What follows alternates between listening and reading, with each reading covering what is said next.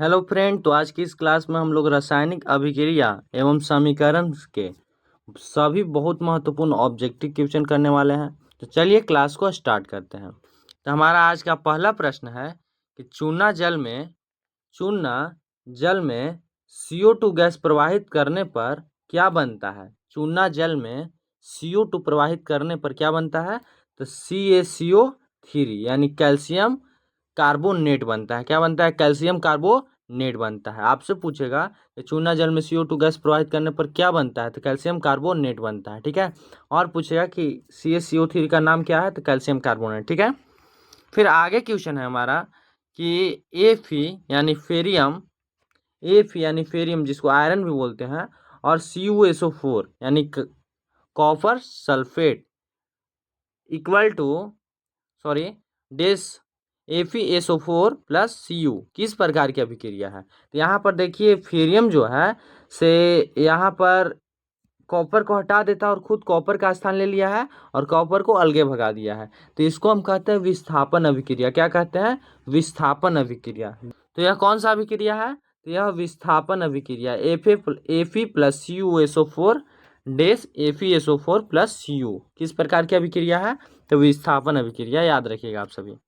फिर आगे क्वेश्चन है कि निम्न में कौन सी अपघटन अभिक्रिया है। निम्न में कौन सी अपघटन अभिक्रिया है। तो इसमें तो ऑप्शन दिया जाता है, और डायरेक्टली आप याद रखिएगा कि यह वाला अभिक्रिया जहां भी मिल जाए तो बोलना है कि यह कौन सा अभिक्रिया है। तो अपघटन अभिक्रिया 2KClO3 डेस 2KCl प्लस 3O2। ठीक है ना। फिर आगे क्वेश्चन है कि निम्न में कौन सी अभिक्रिया प्रकाश की उपस्थिति में होती है। पूछेगा आपसे कि कौन सी अभिक्रिया प्रकाश की उपस्थिति में होती है। तो आंसर क्या हो जाएगा? फोटोसिंथेसिस अभिक्रिया। कौन सा? फोटोसिंथेसिस अभिक्रिया, या इसे ही हिंदी में बोलते हैं प्रकाश संश्लेषण अभिक्रिया। कौन सा अभिक्रिया? प्रकाश संश्लेषण अभिक्रिया। ठीक है, आया, कोई दिक्कत नहीं होगा। फिर आगे क्वेश्चन है कि जिंक को गर्म करके किस धातु को विस्थापित किया जा सकता है। जिंक को गर्म करके किस धातु को विस्थापित किया जा सकता है। तो तांबा को विस्थापित किया जा सकता है। किसको? तांबा को। ठीक है। फिर आगे क्वेश्चन है कि निम्नलिखित में कौन सी अभिक्रिया रिएक्शन यौगिक निर्माण की है, यानी कंपाउंड का निर्माण की है। तो CaO प्लस H2O बराबर CaOH के होल ट्वाइस। ठीक है ना, याद हो जाएगा। फिर आगे हमारा प्रश्न है कि जिंक धातु और तांबे के सल्फेट विलयन की अभिक्रिया में कौन सी गैस निकलती है। जिंक धातु और तांबे के सल्फेट दोनों के विलयन की अभिक्रिया में कौन सा गैस निकलता है। तो कोई गैस नहीं निकलता है, याद रखिएगा, कोई गैस नहीं निकलता है। ठीक है ना। फिर आगे क्वेश्चन है कि FeSO4 फेरियम सल्फेट या आयरन सल्फेट भी बोलते हैं को गर्म करने पर कौन सा रंग दिखाई देता है। तो यह इसका आंसर हो जाएगा भूरा। कौन सा रंग? भूरा हो जाएगा। FeSO4 को गर्म करने पर कौन सा रंग दिखाई देता है? भूरा दिखाई देता है। ठीक है। फिर आगे क्वेश्चन है कि चूना जल दूधिया क्यों हो जाता है। चूना जल जो होता है सो दूधिया क्यों हो जाता है। तो CaCO3 के कारण। CaCO3 बनने के कारण चूना जल जो है सो दूधिया हो जाता है। समझ में आया? इसका नाम क्या है अभी बताएं हम आपको कमेंट करके बताना कि CaCO3 का नाम क्या है। फिर आगे क्वेश्चन है कि Cu copper plus AgNO3 dash CuNO3 whole twice plus Ag, यह किस प्रकार का अभिक्रिया है। तो सेम है, देखिए Cu है और यहाँ पर NO3 है। तो Ag को हटा के Cu खुद स्थान ले लिया। Ag का स्थान कौन लिया? Cu। और Ag को बाहर भगा दिया। यहाँ पर देख लीजिए बन गया कौन सा अभिक्रिया। इसको बोलते हैं विस्थापन अभिक्रिया बोलते हैं। ठीक है, कौन सा अभिक्रिया हो जाएगा? विस्थापन अभिक्रिया हो जाएगा। फिर आगे क्वेश्चन है कि किस अभिक्रिया में ऊष्मा उत्पन्न होती है। तो ऑप्शन दिया रहेगा, याद रखिएगा CaO प्लस H2O। अगर ये दोनों में अभिक्रिया होगा तो ऊष्मा उत्पन्न होगा। ठीक है। फिर आगे क्वेश्चन है कि फोटोसिंथेसिस में जो प्रकाश संश्लेषण अभिक्रिया होता है उसमें कौन से गैस का निर्माण होता है। फोटोसिंथेसिस अभिक्रिया में कौन से गैस का निर्माण होता है। तो इसका आंसर हो जाएगा ऑक्सीजन O2। किसका? ऑक्सीजन यानी O2 का। और फोटोसिंथेसिस अभिक्रिया में कौन सा गैस लिया जाता है? तो CO2 गैस लिया जाता है। कौन सा? CO2, याद रखिएगा। ठीक है। फिर आगे क्वेश्चन है कि CH4 यानी मीथेन प्लस 2O2 डेस CO2 प्लस 2H2O में कौन अभिकारक है? तो आप याद रखिएगा, जो पहले डेस के जो पहले वाला होता है इसको बोलते हैं अभिकारक। क्या बोलते हैं?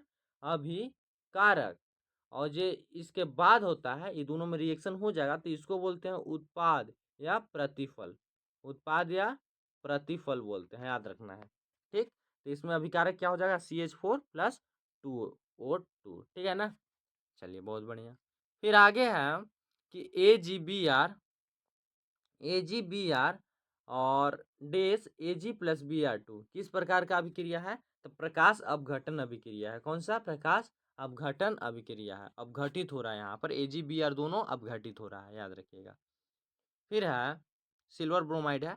फिर है कि Fe, अगला क्वेश्चन, Fe यानी आयरन प्लस H2SO4 डेस FeSO4 और प्लस H2। तो यहाँ भी देखिए H2 का स्थान कौन ले लिया? तो Fe ले लिया और H2 को कहाँ भेज दिया? बाहर भेज दिया। तो इसको ही क्या बोलते हैं? विस्थापन अभिक्रिया। जहाँ यानी याद रखना है कि जहाँ अदला बदली हो रहा है तो वहाँ क्या हो जाएगा? विस्थापन अभिक्रिया हो जाएगा।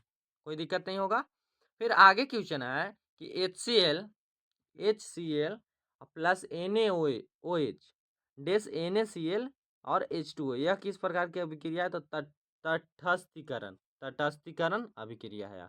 यह ज़्यादा महत्वपूर्ण नहीं है, फिर भी याद रखिएगा, कोई भरोसा नहीं है कि पूछ ले। फिर आगे क्वेश्चन है कि CaCO3 डेस CaO प्लस CO2 किस प्रकार की अभिक्रिया है? तो यह भी अपघटित हो रहा है। कौन? CaCO3 टूट रहा है CO और CO2 में। तो कौन सा अभिक्रिया हो जाएगा? अपघटन अभिक्रिया होगा। इसमें अभिकारक और प्रतिफल बता सकते हैं कि नहीं आप? ठीक है। आगे क्वेश्चन है फिर कि Zn zinc plus 2HCl dash ZnCl2 plus वाट यानी कौन सा गैस आएगा? तो H2 निकल जाएगा, साफ दिखाई दे रहा है। Zn आ गया, Cl भी आ गया, 2 Cl था तो 2 Cl2 आ गया। यहाँ पर क्या हो जाएगा? H2 हो जाएगा। क्या हो जाएगा? H2 यानी हाइड्रोजन गैस निकलेगा, मुक्त होगा। फिर है कि कोई अभिक्रिया यानी रिएक्शन जिसमें रंग परिवर्तन, ताप परिवर्तन आदि हो, उसे क्या कहलाते हैं? उसे क्या कहते हैं? तो उसे रासायनिक अभिक्रिया कहते हैं। क्या? उसे क्या कहते हैं? रासायनिक अभिक्रिया कहते हैं। ठीक है। फिर आगे क्वेश्चन है कि CaOH के हॉल्ट वाइज को जल में घोलने पर क्या होता है? तो विलयन जो है से दूधिया बन जाता है। कैसा बन जाता है? दूधिया बन जाता है। दूधिया क्यों बनता है? तो CaCO3 को बनने पर। ठीक है ना, CaCO3 को बनने पर। फिर है कि AgCl सिल्वर